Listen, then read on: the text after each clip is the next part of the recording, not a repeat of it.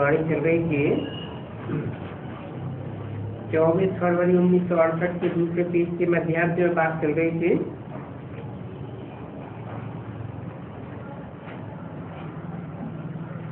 दीपावली का अर्थ ही वास्तव में ये है कि आत्मा रूपी दीपकों की माला रूपी कतार बन जाती है। माना एक एक दीपक नंबरवार जग जाता है। कोई कोई का दीपक बिल्कुल जगता ही नहीं है। तुम जानते हो कि हमारा दीपक कैसे जगता है। दीपमाला भी तुमको इससे सिद्ध करनी है। ये दीपमाला का अर्थ क्या है? काई की माला? आत्मा रूपी दीपकों की माला है। सबका दीपक जग जाता है। कोई मरता है तो दीवा जलाते हैं कि उनको अंधियारा ना हो जाए। भक्ति मार्ग में दीपक जलाते हैं ना मरने के बाद। अब वास्तव में यादगार बनी हुई है कि जो जो मरते जाएं उनका दीपक जग जाता है। कैसे मरते जाएं? जीते जी जो मरते हैं उनका दीपक जग जाता है। परंतु भक्ति मार्ग में उल्टा तो उठा ही लिया है। तो जो मरता है शरीर से उसके पीछे उसका एक फूल दीपक जगा। तो बाप बताते हैं पहले तो आत्मा का दीपक जगे तो अंधियारा न हो। ये संगम युग में आत्मा का दीपक जगेगा तो 2500 साल तक कोई भी अंधियारा अज्ञान का नहीं होगा। मनुष्य बेचारे घोर अंधियारे में है। तो इन स्थूल दीपकों की माला जलाते रहते हैं। स्थूल दीपक जलाते रहते हैं। अब उन मिट्टी के दियों को जलाने से क्या होगा? ये तो शरीर रूपी मिट्टी है। इस शरीर रूपी मिट्टी में, देह अभिमान की मिट्टी में आत्मा का दीपक जगाएं तो 2500 साल तक कोई तरह का अंधियारा नहीं होगा। आत्मा तो एक सेकंड में एक शरीर छोड़ करके दूसरे शरीर में चली जाती है।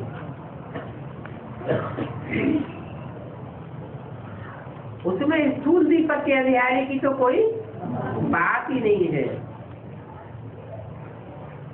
और अंधियारे की भी बात नहीं है। ये भक्ति मार्ग की रस्म है। किस समय की यादगार है?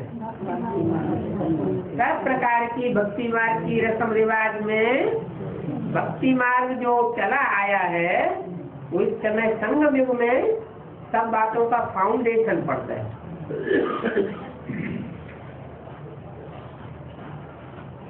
घृत खलास होता है तो दीवा बुझ जाता है। यहाँ कौन सा घृत है? याद का घृत है। याद का घृत खलास नहीं होना चाहिए। अंधियारा का भी अर्थ कुछ नहीं समझते। अंधियारा अर्थात अज्ञान का अंधियारा। आगे आत्माओं को बुलाते थे तो शरीर छोड़ जाते थे। उन पितरों की आत्माओं को आवाहन करके ब्रह्मांड में बुलाते थे। उनसे कुछ पूछते थे। अभी इतना नहीं चलता है। क्यों नहीं चलता है? क्योंकि अभी घोर तमो प्रधान कलयुग घोर अंधियारा हो गया है। यहाँ भी देखो आत्माएं आती है ना, कोई समय कुछ थोड़ा बोल देते हैं। बोलो तुम सुखी हो? तो कहेंगे हाँ। तो जरूर यहाँ जो आवेगा अच्छे घर में ही आकर के जन्म लेगा। ब्राह्मणों की दुनिया में जो आवेगा वो तो ब्राह्मणों का घर तो अच्छा ही घर होगा। जन्म तो जरूर अज्ञानी के घर में ही रहेंगे ना। अज्ञानी के घर में जन्म लेंगे, बाद में फिर ज्ञान में आ जाएंगे। और ज्ञानी के घर में जन्म लेंगे, ज्ञानी के घर में जन्म नहीं ले सकते। अरे ज्ञानी होगा तो अपवित्र क्यों बनेगा? जो अज्ञानी होगा वो ये पवित्र बनेगा, अपवित्र बनेगा। तो वहाँ उनके गर्भ में आत्मा प्रवेश करेगी। ज्ञानी के घर में तो जन्म ले न सके, क्योंकि ज्ञानी ब्राह्मण तो विकार में कभी जाएंगे नहीं, क्योंकि वो तो पवित्र है। बाकी हाँ, अच्छे सुखी घर में जाए करके जन्म लेंगे। विवेक भी कहता है जैसी अवस्था होगी आत्मा की शरीर छोड़ते समय, वैसा उसको जन्म मिलेगा। अंतमते सुगति होती है।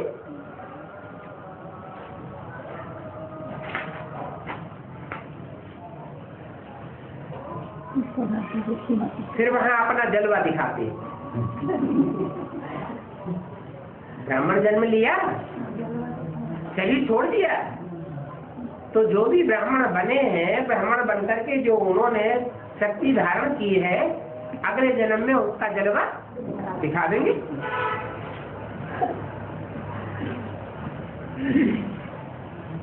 बल शरीर छोटा होता है, इसलिए छोटे शरीर से कुछ बोल तो सकते नहीं है। थोड़ा भी बड़ा होने से ज्ञान का जलवा दिखा देंगे जरूर। जैसे कोई में शास्त्रों के संस्कार होते हैं, शास्त्र पढ़ने के संस्कार होते हैं, तो संस्कार ले जाते हैं। तो छोटेपन से ही फिर उन्हीं शास्त्रों को पढ़ने में लग जाते हैं। 2468 की वाणी तक निकल गई। यहाँ से भी जो नॉलेज ले जाते हैं ब्राह्मणत्व की, तो जरूर आगे चल करके महिमा निकालेंगे अगले जन्म, क्योंकि ईश्वरीय ज्ञान का कभी विनाश तो होता ही नहीं। अभी देखो ये शिव जयंती तो है सोमवार को, कृष्ण की वाणी है, 8 की वाणी है। शिव जयंती तो है सोमवार को। वह तो अज्ञानी मनुष्यों का मनाना करना है क्या? शिव जयंती मनाते हैं वो अज्ञानी मनुष्य मनाते हैं। माने बी के जितने भी शिव जयंती मनाते हैं वो अज्ञानी है। अच्छा, त्रिमूर्ति का चित्र नहीं लगाते, ज्ञान नहीं होता है, हमको ज्ञान नहीं, फिर मनाते का किस बात का ज्ञान नहीं?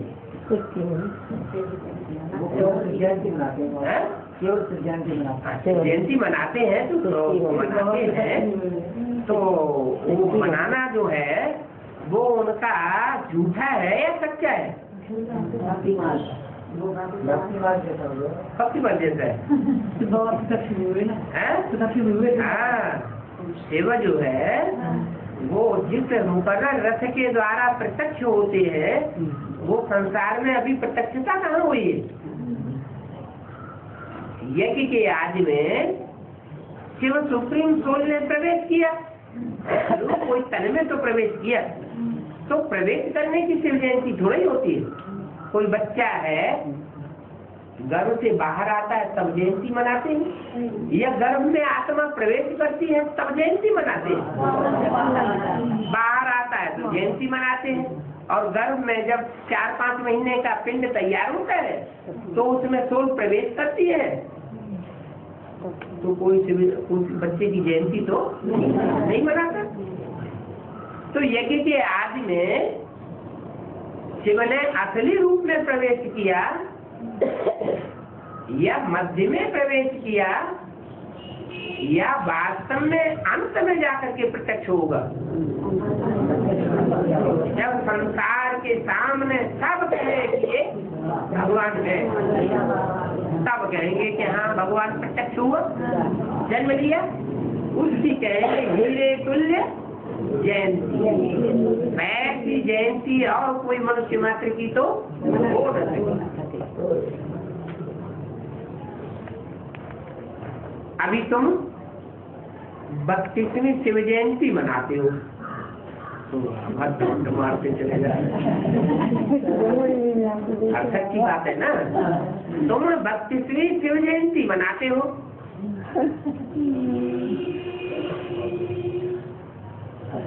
तो 32 साल हुए क्या?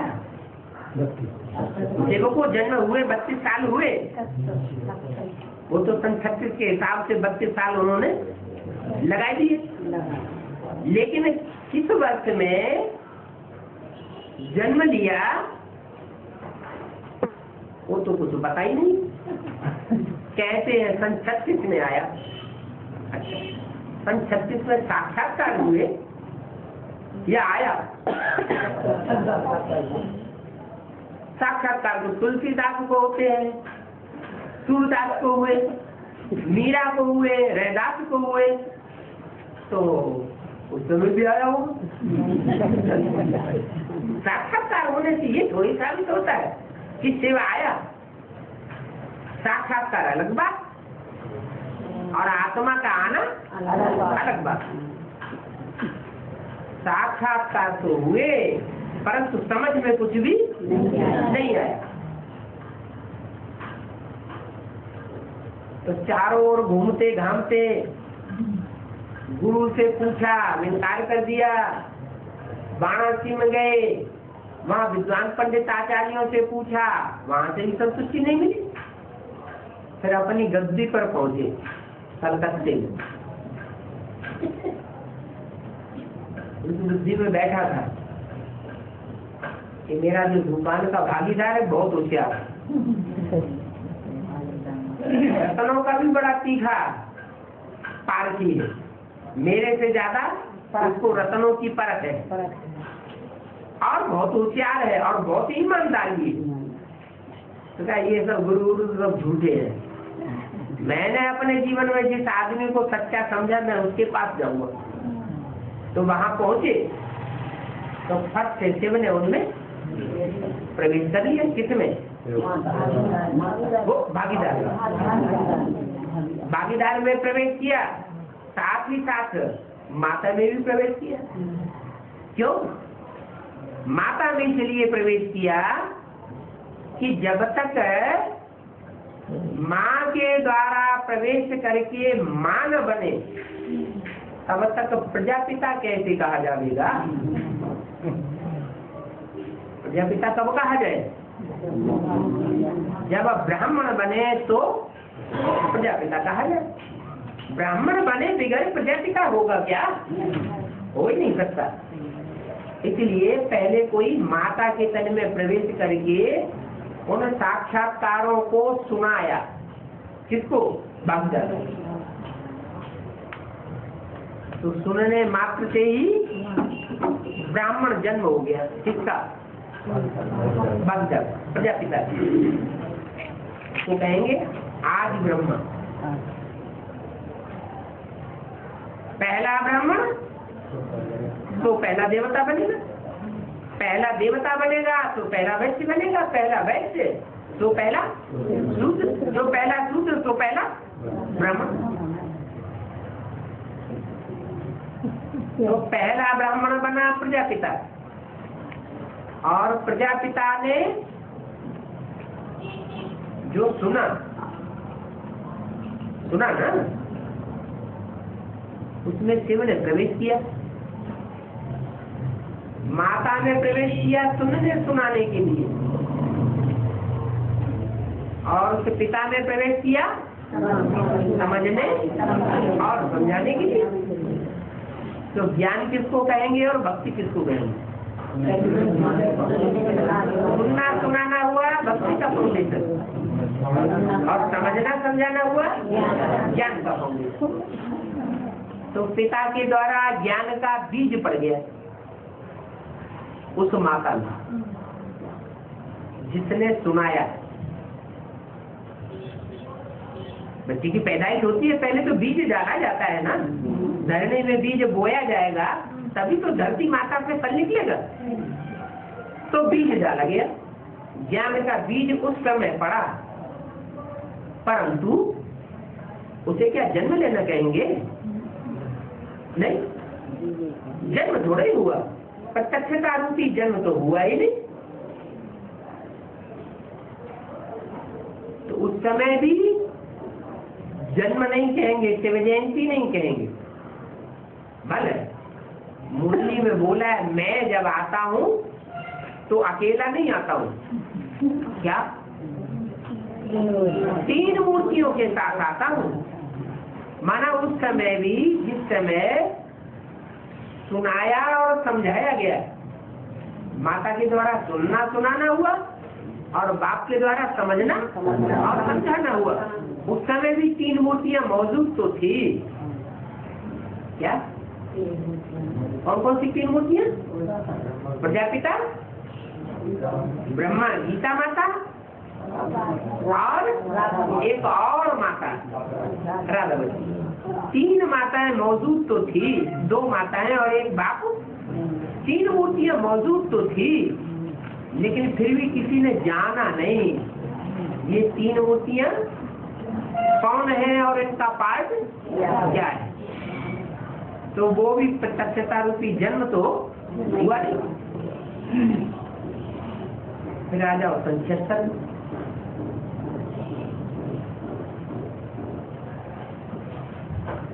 बीच में ब्रह्मा में प्रवेश हुआ 45 में। पहले ब्रह्मा नाम प्रत्यक्ष हुआ था क्या? पहले तो ओम मंडली नाम था। ओम मंडली का अर्थ आ उ मा। आ माने ब्रह्मा, उ माने विष्णु, मा माने महेश। माना 3 मूर्तियां तो थी, लेकिन उनका नाम और रूप क्लियर नहीं हुआ। अगर क्लियर हुआ होता तो ब्रह्मा की बुद्धि में भी ये बात क्लियर हुई होती कि प्रजापिता ये है, लेकिन उनकी बुद्धि में भी क्लियर नहीं। ये इतना क्लियर हुआ कि मैं ब्रह्मा हूँ। तो मुरली में बोला, मैं जिस तन में भी प्रवेश करूंगा उसका नाम ब्रह्मा रखूंगा। और ब्रह्मा कोई एक होता है या ब्रह्मा अनेक होते हैं? ब्रह्मा के एक मुख या ब्रह्मा के 4-5 मुख? 4-5। तो सन 47 में हिंदुस्तान पाकिस्तान का बंटवारा हुआ, खून की नदियां बही। उस समय सिंध हैदराबाद की उन कन्या माताओं को मौका मिल गया भागने का, और वहां से था भाग करके कराची में आ गई ब्रह्मा बाबा के पास। बाबा का नशा चढ़ गया। क्या नशा चढ़ गया? मैं भगवान। बस ब्रह्मा तो पहले ही प्रत्यक्ष हो चुका था, भागीदार के द्वारा ही बताया। तुम्हारे साक्षात्कारों का अर्थ यह है कि ब्रह्मा के द्वारा नई सृष्टि की स्थापना होनी है। तुम्हारा ब्रह्मा का पार्टी अंतिम जन्म है, अगले जन्म में तुम्हें कृष्ण के रूप में जन्म लेना है। इस दुनिया का विनाश होने वाला है, नई दुनिया स्थापना होने वाली है। ये साक्षात्कारों का अर्थ तो उनकी बुद्धि में बैठता था। फिर उतना नशा नहीं चढ़ा। नशा कब चढ़ा? कन्याएं माताएं झुंड की झुंड सिंध हैदराबाद से उखड़ करके स्वतंत्र होकर के कराची में उनके पास आ गई। बाबा को नशा चढ़ा और शिव ने प्रवेश कर लिया। प्रवेश किया तो नाम ब्रह्मा धीरे धीरे शुरू हुआ। 3-4 वर्ष में उन सब कन्या माताओं को पक्का हो गया कि ये ब्रह्मा। माउंट आबू आ गए। तो माउंट आबू में आने के बाद संस्था का नाम क्या रखा गया? प्रजापिता। तो मालूम ही नहीं था उन्हें प्रजापिता कौन है। वो अपन को ब्रह्मा समझ के बैठ गए। तो ब्रह्मा कुमारी ईश्वरी विश्वविद्यालय नाम रखा गया। अगर वो जानते होते प्रजापिता को तो प्रजापिता शब्द ऐड करते। ये तो मुरली में शिव ने 60-65 के बीच प्रजापिता ऐड करवाया कि बच्चे तुम जो ब्रह्मा कुमारी ईश्वरी विश्वविद्यालय लिखते हो ये रंग है। क्या लिखो? प्रजापिता ब्रह्मा कुमारी ईश्वरी विश्वविद्यालय लिखो। अकेली अम्मा से थोड़े ही कोई बच्चे पैदा हो जाते, बाप भी तो चाहिए। तो तुम जो अपन को बोलते हो ब्रह्मा कुमार ब्रह्मा कुमारी, इससे तो लोगों को संशय पैदा हो जाएगा, अरे ये अपनी अम्मा का नाम क्यों बताता है, बाप का नाम क्यों नहीं बताता, तो नहीं मानेंगे। इसलिए तुम क्या लिखो? प्रजापिता ब्रह्मा कुमार कुमारी विश्वविद्यालय। चलो आश्रम के ऊपर से लिखवा दिया प्रजापिता ब्रह्मा कुमार कुमारी ईश्वरी विश्वविद्यालय, लेकिन कोई ब्रह्मा वक्त में लिखना शुरू, लेकिन बुद्धि में बात बैठती नहीं। क्यों? क्योंकि वो समझते थे कि ब्रह्मा ही प्रजापिता है। लेकिन एक ही व्यक्तित्व तो अम्मा भी हो और एक ही पर्सनालिटी बापा भी हो, ये कैसे हो सकता है? एक बाप होगी तो एक माँ होगी, दोनों अलग अलग चाहिए ना, तभी तो सृष्टि होगी। तो उस समय भी कोई ब्रह्मा कुमार कुमारी को ये बात समझ में नहीं आई कि ये प्रजापिता क्यों ऐड करवाया। ब्रह्मा की आयु 100 साल बताई मुझे, और शास्त्रों में भी ब्रह्मा की आयु 100 साल। बोला कि ब्रह्मा मृत्युलोक में खलास हो जाता है। क्या ब्रह्मा की आयु कहाँ खलास होती है? मृत्युलोक। माने वो अमरलोक का जीवड़ा नहीं है, दाढ़ी मूछ वाला है तो भिखारी है या निर्विकारी है? भिखारी है। भिखारी तो मनुष्य होते हैं। तो मनुष्य के रूप में इस सृष्टि की ओर जो सूक्ष्म वतन के 3 तबक्के हैं उनमें ब्रह्मा को दिखाया गया। मनुष्यों का हेड हुआ कौन? ब्रह्मा। मनुष्यों का हेड ब्रह्मा हुआ। क्यों? इब्राहिम बुद्ध टाइप के गुरु नानक ये हेड नहीं है क्या? हेड तो है, लेकिन उन सबसे बड़ा धर्म गुरु कौन है? उन सबसे बड़ा धर्म गुरु है ब्रह्मा। क्यों? क्योंकि यज्ञ के आदि में ही जब प्रजापिता आते ब्रह्मा को ज्ञान मिला, उन माताओं को ज्ञान मिला, तो माताओं के प्रभाव में सारा ब्राह्मण परिवार आया। बाद में प्रजापिता तो सिर छोड़ के चला गया। वो सारे का सारा ब्राह्मण परिवार सन 47 तक आते आते किसको मुखिया मान करके बैठ गया? ब्रह्मा को मुखिया मान के बैठ गया। उस सारे ही ब्राह्मण परिवार में हर धर्म से चुनी हुई श्रेष्ठ आत्माएं उस समय परमात्मा बाप ने उठा करके उस ब्राह्मण परिवार में खींच के रखी थी। क्योंकि हिंदू ही कन्वर्ट होकर के इस्लामी बने, बौद्धी बने, क्रिश्चियन बने, मुसलमान बने, सन्यासी बने, सिख बने, कोई दूसरे धर्म का आदमी कन्वर्ट होकर कभी हिंदू नहीं बने। तो जो दूसरे धर्म में कन्वर्ट हो गए वो फिर जब संगम युग में बाप आते हैं तो उन कन्वर्ट हुई आत्माओं में से श्रेष्ठ आत्माओं को फिर खींच लेते हैं, ब्राह्मण बन गए।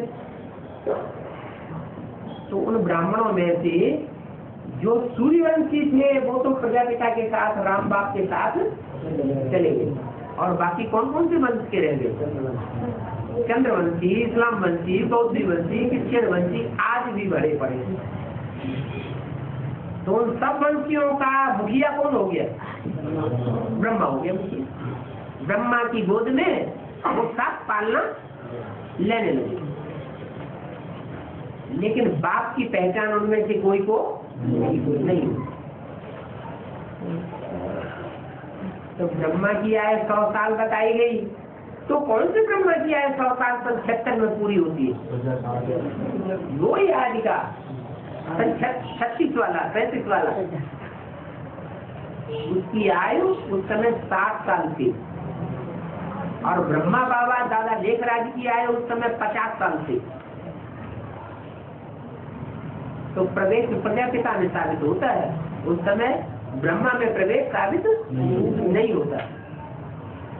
वही प्रजापिता की आयु 76 में 100 साल पूरी हो गई। तो जब 100 साल आयु पूरी होती है, ब्रह्मा मृत्युलोक में खलास हो जाएगा, तो वो आत्मा कहाँ जाएगी? मृत्युलोक में जाएगी या अमरलोक में जाएगी? अमरलोक में। इसलिए सन 66-65 की मुरलियों में बोला है, 10 वर्ष के अंदर पुरानी दुनिया का विनाश और नई दुनिया की स्थापना होगी। आज से 10 वर्ष कम 5000 वर्ष पहले इन लक्ष्मी नारायण का जन्म हुआ।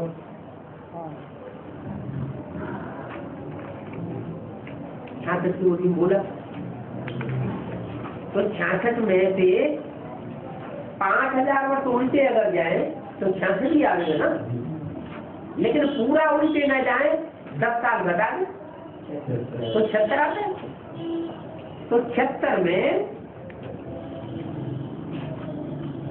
प्रजापिता की आयु 100 साल मृत्युलोक में पूरी हुई, और कहाँ शुरू होती है?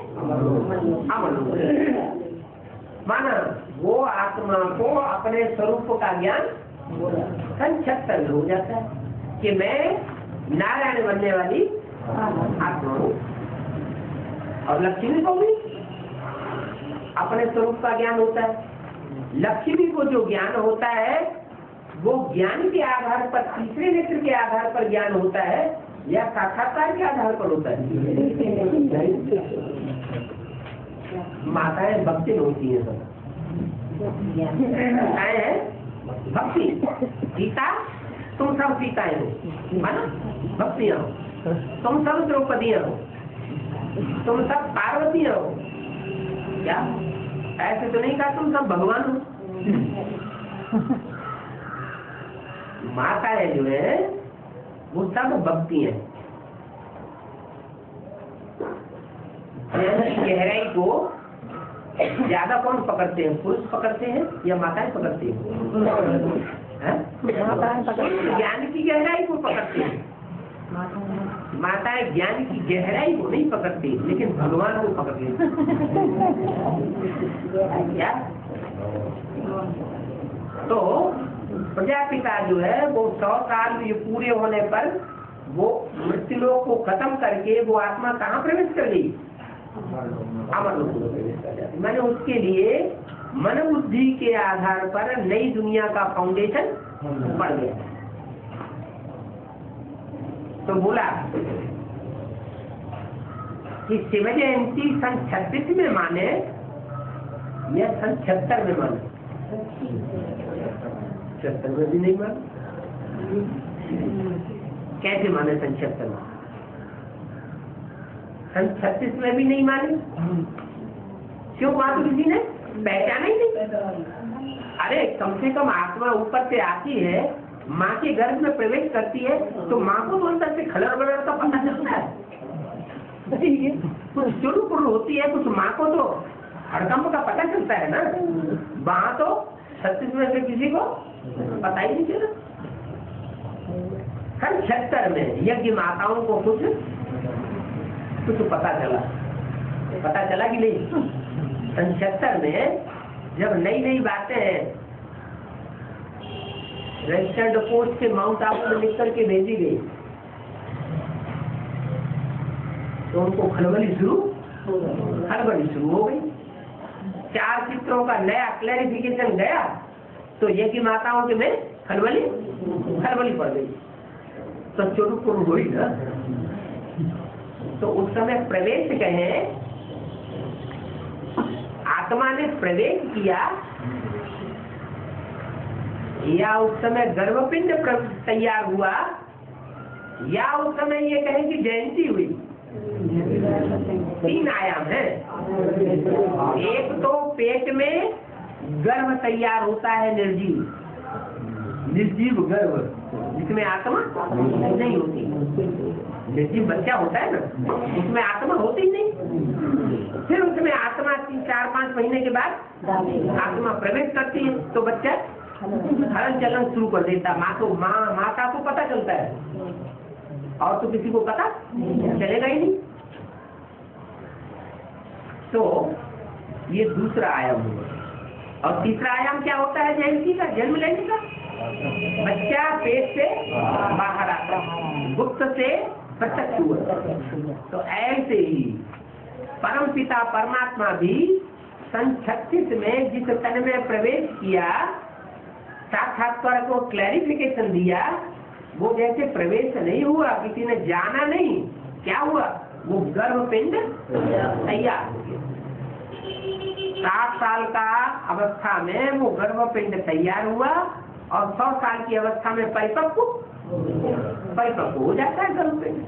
उस गर्भपिंड में सुप्रीम सोल बाप के रूप में प्रवेश कर जाता है। जब प्रवेश करता है तो सबको पता नहीं चलता, लेकिन माताओं को पता चलता। इस तरह दूसरा आयाम हुआ। और तीसरा आयाम कब होगा? तब आयाम होगा तीसरा पूरा जयंती का, जबकि सारे संसार में वो बच्चा सबको देखने से पता, कोई भी कहे हाँ ये है, ये नहीं कहेगा ये बच्ची है। बच्चा होगा तो बच्चा ही कहेगा, बच्ची नहीं कहेगा।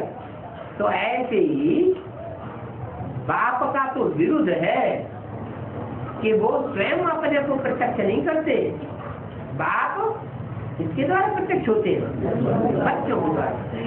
जब तक रामकृष्ण की आत्माओं की प्रत्यक्षता न हो जाए तब तक शिव बाप खुद अपने आप को प्रत्यक्ष। बाप ने तो बताया है, क्या बताया मुरली में? फादर सोल सन और सन सोल फादर। दोनों में ज्यादा पावरफुल कौन है? Father powerful. तो कौन किसकी प्रतिष्ठा करेगा?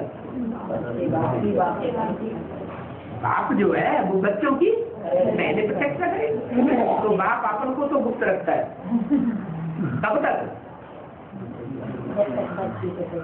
जब तक बच्चे प्रत्यक्ष न हो जाए, रामकृष्ण बच्चे, तब तक बाप अपने को तो कोई कह ही नहीं सकता पक्का निश्चय बुद्धि होकर के कि ये बाप है।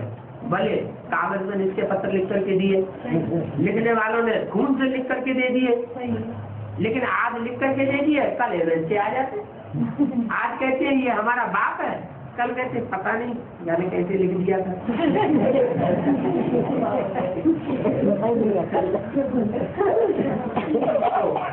पक्का निश्चय बुद्धि कोई पक्की नित्यात्मक बुद्धि कब होती है?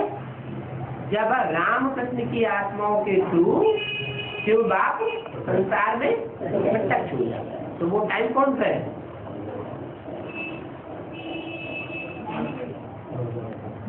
नहीं, ब्रह्मा ने शरीर कब छोड़ा?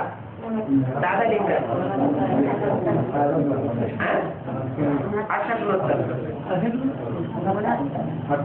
68 में शरीर छोड़ा।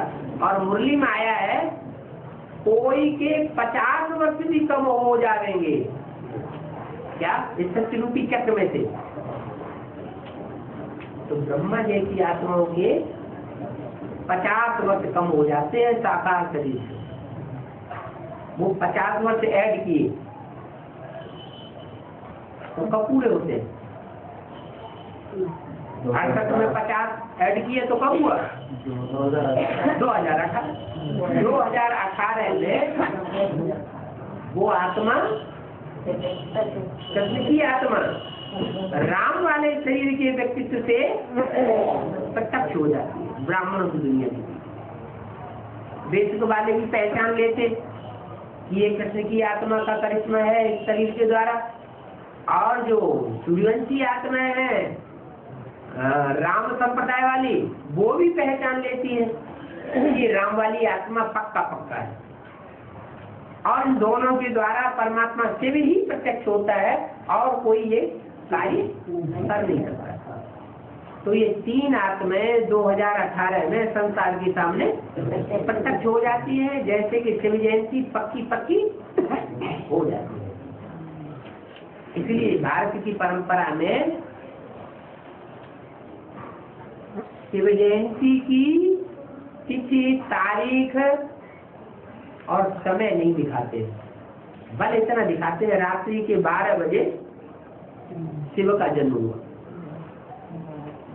माघ मास की रात्रि में त्रयोदशी के दिन शिव का जन्म दिखाते हैं, लेकिन ये पक्का किसी को नहीं है कि कब हुआ। रावण में नहीं, और कृष्ण जयंती का सब कोई बताते हैं, इस जन्म जन्म हुआ, इस घड़ी में जन्म हुआ, इस नक्षत्र में जन्म हुआ, इस वर्ष में जन्म हुआ। ऐसा क्यों? क्योंकि शिव है निराकार, ज्योति बिंदु, मेरी बिंदी का नाम शिव है, और कृष्ण होता है साकार। तो साकार को दुनिया समझ लेती है, पहचान लेती है, जान लेती है, और निराकार को दुनिया नहीं जान सकती, क्योंकि निराकार राम और कृष्ण के द्वारा ही प्रत्यक्ष होता है। कृष्ण के द्वारा प्रत्यक्ष होता है सुनने सुनाने के लिए। जो भी मुरलियां चली सबने सुनी और सुनाई, या उनके गहरे अर्थ को भी समझा? कोई ने गहरे अर्थ को समझा ही नहीं। और राम वाली आत्मा के द्वारा प्रत्यक्ष होते हैं बाप के रूप में, समझने और समझाने के। सुनते भी हैं, सुनाते भी हैं, समझते भी हैं और समझाते भी हैं। तो वो टाइम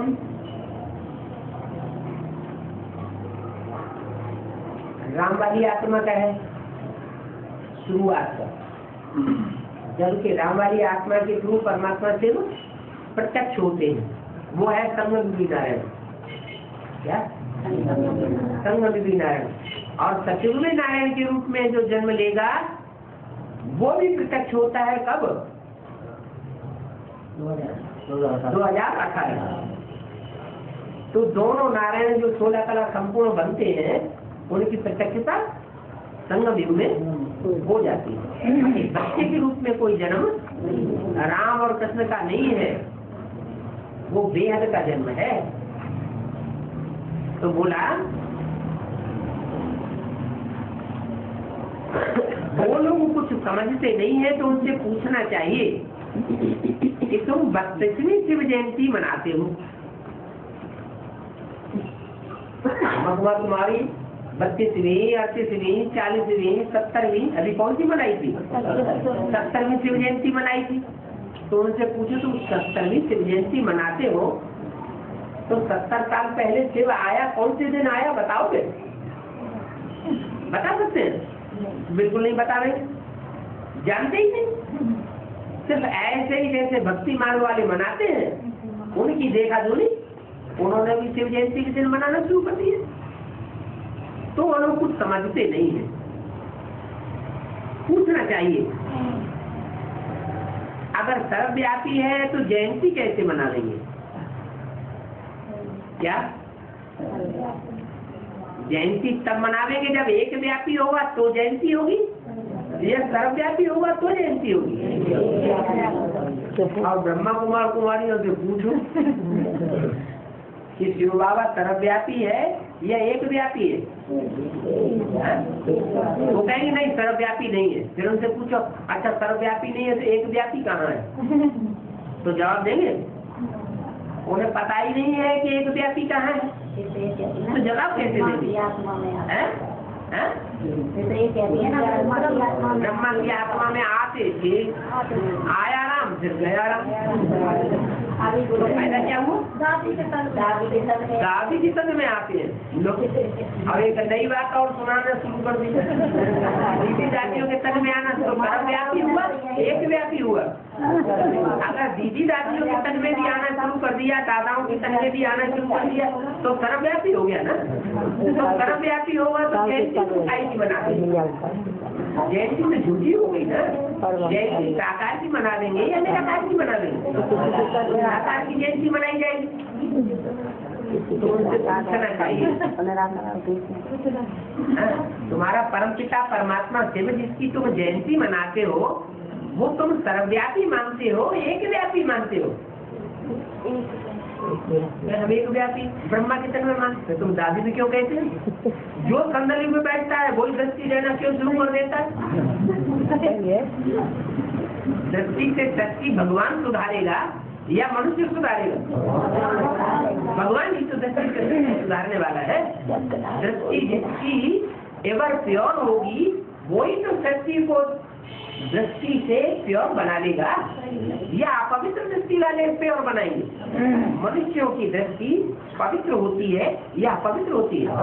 अपवित्र होती है। मनुष्य होते हैं सब विकारी, तो दृष्टि भी विकारी। विकारी मनुष्य बैठ करके दृष्टि देंगे और लेंगे तो सारी दुनिया विकारी बनेगी, विकारी बनेगी, विकारी बनेगी। फिर क्या होगा? जो संदर्भ में बैठा वही दृष्टि देना शुरू करेगा तो कुमारी कन्या है वो तो कोमल होती है, सही, और तो पीछे पीछे भाग खड़ी होगी कुमारों, और भाग खड़ी हुई ब्रह्मा कुमारी ईश्वरी विश्वविद्यालय कितनी कन्याएं भाग खड़ी हुई, लेकिन ये परंपरा गलत डाली गई। किसके द्वारा? उन्हीं देहधारी धर्म गुरुओं के द्वारा ये परंपरा डाली गई जो दूसरे धर्म में कन्वर्ट होकर के व्यभिचार जिन्होंने फैलाया था। द्वापर युग से दूसरे धर्म की आत्माएं आई और उन्होंने व्यभिचार फैलाना शुरू किया, दृष्टि का व्यभिचार, इंद्रियों का व्यभिचार, तो व्यभिचारी बनाया ना दृष्टि को। वो ये आत्माएं अभी यज्ञ में आई हुई है सब कहते थे। भगवान ने तो बताया पवित्र बनो, इंद्रियों को पवित्र बनाओ, अब व्यभिचारी बनाओ, लेकिन उन्होंने उसका स्थूल अर्थ समझ लिया। स्थूल अर्थ ये समझ लिया कि इंद्रियों से तो चलो हम संसर्ग संपर्क में नहीं आवेंगे, लेकिन दृष्टि से उन्होंने शुरू कर दिया।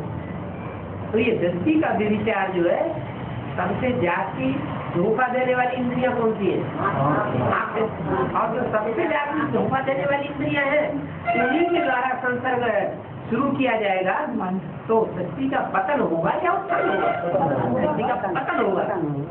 इसलिए ब्रह्मा के द्वारा दृष्टि का उत्थान नहीं हो पाता, बल परमात्मा शिव ने उनमें प्रवेश किया लेकिन पतन नहीं हुआ। इसलिए ब्रह्मा के मंदिर नहीं बनते, ब्रह्मा की मूर्तियां नहीं बनती, ब्रह्मा की पूजा नहीं होगी।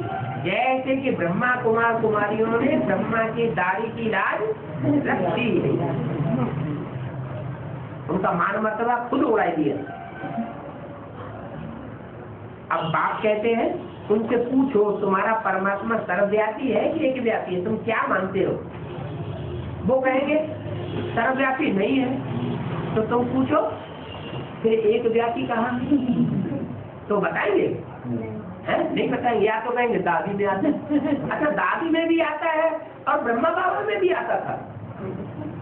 डबल आती थी, मैं ये बोलती ना कि ब्रह्मा की आत्मा से परमात्मा आता है, तो दोनों सूल आती है।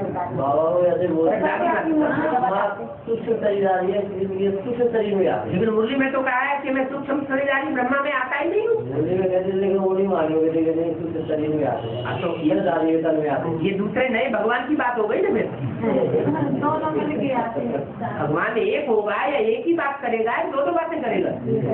भगवान तो एक ही होता है। ऊंच से ऊंच भगवान ऊंच से ऊंच एक ही बात करता है और एक ही बात बोलता है, और एक बात से ही एक दुनिया की स्थापना होती है। क्या नहीं तो द्वैतवादी दुनिया बन जाती है। द्वैतवादी दुनिया होती है ना, कौन सी युग से? द्वैतवादी दुनिया होती जो एक बात करता है वो ही सतयुग की नई दुनिया स्थापन कर सकता है। उसको कहते हैं एक सदगुरु निराकार अकाल मूर्त, बाकी कोई सदगुरु कहा ही नहीं जा सकता, क्योंकि सारे मनुष्य दो बातें, सारे मनुष्य झूठे हैं। एक शिव परमात्मा है जो सच्ची बात सुनाता है। तो उनसे पूछो अगर तुम्हारा परमात्मा बाप सर्वव्यापी है तो तुम जयंती कैसे मनाते हो?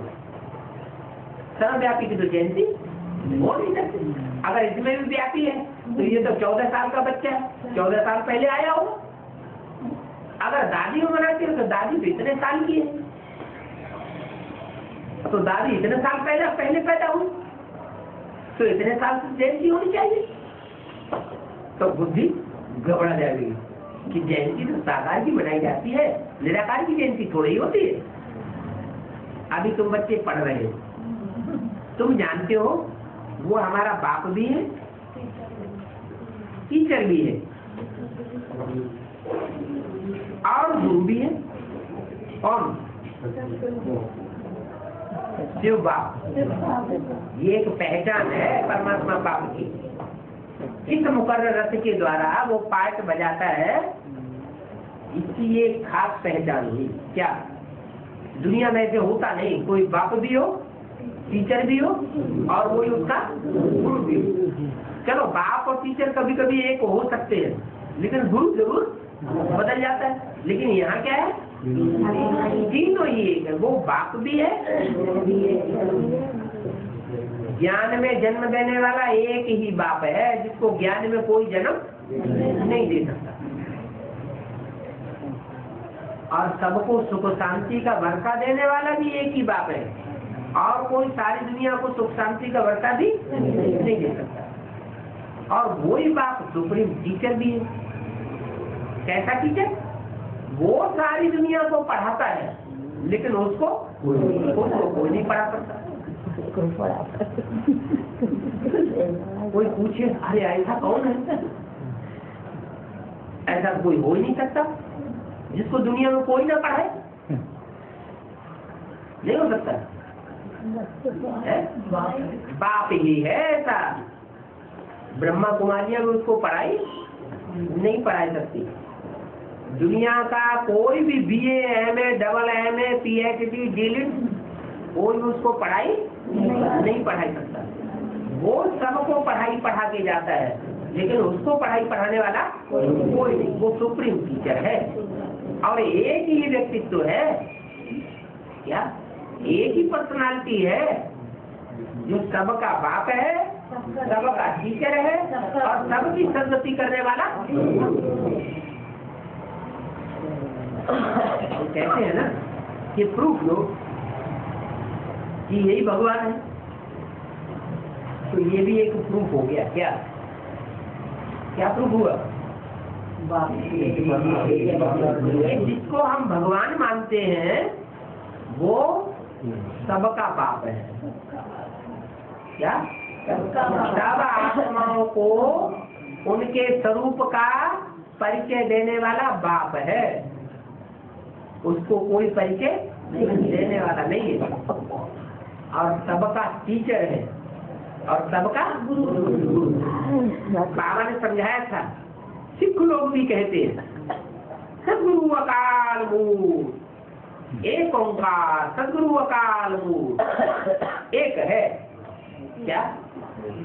दो चार नहीं है, एक ही है। अब वास्तव में अकाल मूर्त तो सभी आत्माएं कभी मरती है क्या? आत्माएं तो कभी मरती नहीं है, परंतु एक शरीर छोड़ करके दूसरा तो लेती है। अकाल मूर्त सभी आत्माएं हैं और सभी आत्माएं एक शरीर छोड़ करके दूसरा लेती हैं, और सब उनको देखते भी हैं कि इन्होंने शरीर इस आत्मा ने छोड़ा और जाके दूसरा शरीर लेगी। लेकिन संगम युग में एक आत्मा ऐसी है जिसको कोई भी शरीर छोड़ते हुए नहीं देखेगा। वो सबको शरीर छोड़ते हुए देखेगी, लेकिन उसको शरीर छोड़ते हुए कोई देखेगा नहीं। और उसको ज्ञान में जन्म कब मिला? उसने अपने स्वरूप को कब पहचाना? वो भी किसी ने नहीं देखा।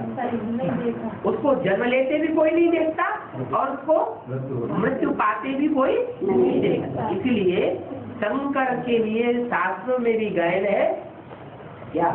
जो जन्म मरण अलग है, न उसका जन्म होता है और न उसकी मृत्यु होता है।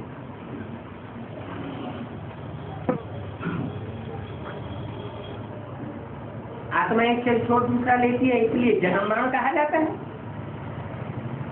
आत्मा तो वही है, आत्मा 84 जन्म लेती है। शिव बाबा को तो ऐसे नहीं है। क्या कैसे ये शिव बाबा एक शरीर छोड़े और दूसरा लेता हो? क्यों? कि दादा लेखराज ब्रह्मा का शरीर नहीं छोड़ा? अच्छा, यदि कि आदि में प्रजापिता था, उसका शरीर छोड़ा कि नहीं? फिर माताओं का शरीर धारण किया कि नहीं? फिर माताओं का शरीर छोड़ करके दादा लेखराज ब्रह्मा का शरीर लिया कि नहीं? फिर दादा लेखराज ब्रह्मा का शरीर छोड़ करके प्रजापिता का शरीर लिया कि नहीं? लिया ना। तो शरीर छोड़, एक शरीर छोड़ करके दूसरा शरीर नहीं धारण करता। हाँ, बाप के रूप में सिर्फ एक ही शरीर धारण करता है, बाकी कोई कह नहीं सकता ये शरीर धारण किया। माँ के रूप में आ सकता है। शिव बाबा को तो ऐसे नहीं है कि 84 जन्म लेता फिरे या 2-4-8 जन्म लेता है। वो सिर्फ शिव बाबा सिर्फ एक ही जन्म लेता है। तो ब्रह्मा के तन के द्वारा शिव बाबा नहीं था क्या? नहीं, बाबा इसलिए कहा जाता था कि वो बूढ़ा तन था। बूढ़े को भी क्या कहते हैं? बाबा कहते हैं। बाकी ऐसे नहीं कि शिव ने ब्रह्मा के तन में, दादा लेखराज के तन में आकर के शिव बाबा का रूप धारण किया, नहीं। उनकी शिव जयंती मनाते हैं तो पूछना चाहिए ना कि ये जो शिव जयंती तुम 32वीं मनाते हो सन 68 में, वो किस आधार पर मनाते हो? अभी तो टू लेट है, आगे चल करके मुरली पहुंच नहीं सकेगी। जयंती पर समझा देंगे तो जरूर कैसे और कब जन्म लेते हैं।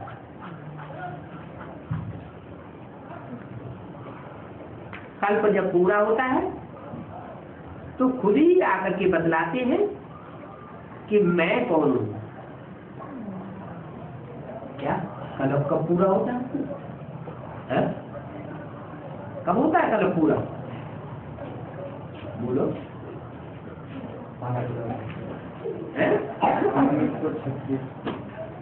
2036 में, 1936 में तब आके बताया कि मैं कौन हूँ। और तो दीदी दादियों ने लिख दिया किताब, निराकार स्वरूपम शिवोहम स्वरूपम निजानंद स्वरूपम शिवोहम शिवोहम। बावन थोड़ी आगे बोला था ब्रह्मा की तरफ से।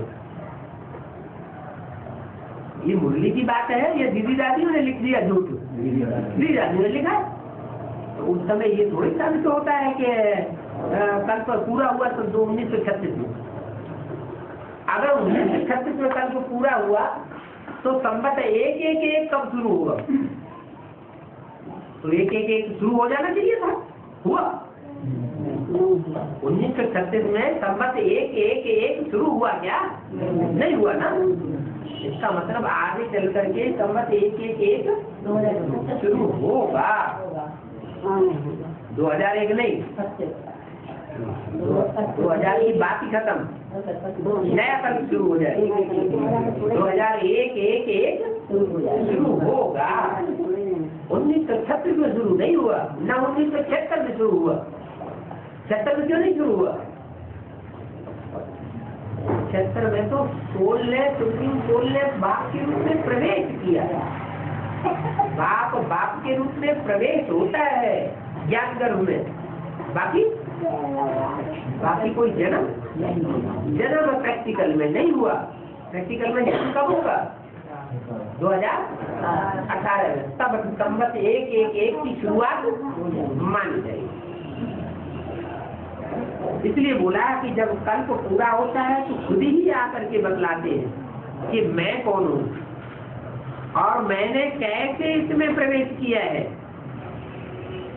जिससे तुम आपे ही समझ जाते हो। पहले नहीं समझते थे। हाँ, परमात्मा की प्रवेशता है, बाकी कैसे हुई, कब प्रवेशता हुई, कुछ भी समझते थोड़े ही थे। दिन प्रतिदिन तुम्हारी समझ में आता रहता है, नई नई बातें सुनते रहते हो। ज्ञान की नई नई बातें दिन प्रतिदिन सुनते रहते हैं, या कोई शास्त्रों की कोई पुरानी पुरानी बातें सुनते रहते हैं? शास्त्रों की पुरानी बातें मनुष्य सुनाते हैं और भगवान आकर नई नई बातें सुनाते हैं। ये भी एक भगवान की पहचान। क्या कि भगवान आवेगा तो नित नए ज्ञान के पॉइंट सुनाता रहेगा, और मनुष्य गुरु कोई पुरानी बातें बार बार नए नए ज्ञान की पॉइंट सुना ही नहीं सकते। आगे थोड़ी ही दो बाप का राज तुमको समझाते थे। क्या? दो बाप, एक लौकिक बाप, एक पारलौकिक बाप। लौकिक बाप तो शरीर का बाप हुआ, और पारलौकिक बाप आत्मा का बाप। लेकिन नहीं, अब तुम बुद्धि से बेहद में पहुंच गए। क्या पहुंच गए? लौकिक बाप है मनुष्य शक्ति का बाप, इस लोक का बाप। क्या? इस लोक का बाप कौन है? इस लोक के है मनुष्य, और मनुष्यों का बाप है प्रजापिता। वो हुआ लौकिक बाप बेहद का। बेहद के कितने बाप है? दो बाप है बेहद की। एक है साकार मनुष्य शक्ति का बाप, और एक है निराकार चेतन निराकारी आत्माओं का बाप। वो है परम धाम का। वो इस लोक का है या पारलोक का है? वो पारलोक का है। तो देखो, अब तुम जानते हो दो बापों का राज्य क्या है। बीके में जानते थे कि वेद के दो बाप कौन है? कहते थे एक ब्रह्मा है, एक शिव। शिव ज्योति बिंदु बाप है। ये बात सही थी क्या? नहीं, ब्रह्मा तो अम्मा है, बड़ी माँ। ब्रह्मा शब्द का अर्थ क्या है? बड़ी माँ। वो बाप कहाँ है? बाप होता तो बाप से वर्षा मिलना चाहिए। कोई को सुख शांति का वर्षा मिलता है ब्रह्मा से? अगर मिला होता तो सारी दुनिया में ब्रह्मा के मंदिर बने होते, मूर्तियां बनी होती, ब्रह्मा को याद करते होते, ब्रह्मा की पूजा करते होते। लेकिन कुछ भी नहीं। और ब्रह्मा को फिर तीन जो सूक्ष्म तत्व के तबक्के हैं उनमें नीचे रखा जाता है या ऊपर रखा जाता है? ऊपर रखा जाता है। लेकिन ऊपर किसको रखा जाता है? ऊपर तो शंकर को रखा जाता है, ब्रह्मा को तो ऊपर, उनको तो मनुष्यों की दुनिया की तरफ रखा हुआ है, पति दुनिया की तरफ ब्रह्मा को रखा है, परम धाम की तरफ शंकर को रखा है। तो पहले तुम दो बाप का राज बेसिक नॉलेज में नहीं जानते थे। जो दुनियावी नॉलेज पढ़ते थे उसमें भी नहीं जानते थे, बेसिक नॉलेज में भी नहीं जानते थे। आगे से तुम जैसे बेबी बुद्धि थे, बच्चे बुद्धि थे, कहाँ? बेसिक नॉलेज में बेसिक बुद्धि थे। बेसिक बुद्धि माने बेबी बुद्धि थे। क्यों? अरे ब्रह्मा को बाबा क्या कहते हैं? बेबी। मूल्यों बोला है ब्रह्मा को बाबा बेबी कहते हैं। तो बेबी के बच्चे भी क्या होंगे? बेबी के बच्चे बेबी। और राम बाप को कहा जाता है, राम को बाप, कृष्ण को बच्चा कहा जाता है, राम को बाप। तो बाप जो होगा तो बाप तो तालिम बुद्धि होता है, तालिम बुद्धि होता है, सगीर बुद्धि होता है या बेबी बुद्धि होता है? बाप तो सगीर बुद्धि होता है। तो बाप के जो बच्चे होंगे वो भी कैसे होंगे? सगीर बुद्धि होते हैं। अभी भी बहुत बच्चे कहते हैं बाबा हम आपका 2 दिन का बच्चा हूँ। हम ज्यादा ज्ञान की गहराई को अभी समझता नहीं हूँ, मैं नया हूँ। आगे तो तुम जैसे बेबियां थे, इतने दिन का बच्चा हूँ कहते हैं ना, समझते हैं जो कुछ होता है कल पहले में। इसमें बड़ी नॉलेज की बात है। इन नॉलेज को समझने में टाइम लगता है, ऐसे नहीं। कि ज्ञान में आने से चुटकी में कोई सारे ज्ञान धारण कर लेगा। समझते हैं जो कुछ होता है कल पहले भी कल हुआ। जन्म ले फिर मर भी पड़ते हैं क्या? अभी अभी जन्म लिया और अभी अभी कहीं कोई मायावी रूप आ गया सामने, अरे कहाँ फंस गए जाकर के शंकर पार्टी में। अरे देखो हम तो अखबार दिखा रहे, देखो क्या क्या होता है वहाँ। अब बस अखबारों की उन्होंने कटिंग दिखाई, हाँ कर दिया। तो जन्म लेकर कोई मर भी पड़ते हैं, 2 मास 8 मास के बाद भी मर पड़ते हैं। बाप का बन करके फिर विकार में गिर जाते हैं। तो मर जाते हैं, तुम्हारे पास आते हैं कैसे भी हैं, बरोबर राइट बात। वो हमारा बाप भी है, हम उनकी संतान हैं। हाँ हाँ कैसे बच्चे लिखते भी हैं, बाबा वो बहुत प्रभावित हुआ, परंतु बाहर गया और खलास मर पड़ा, फिर आते ही नहीं। तो क्या होगा? तो पिछाड़ी में जाकर के फिर रिफ्रेश होंगे। क्या था?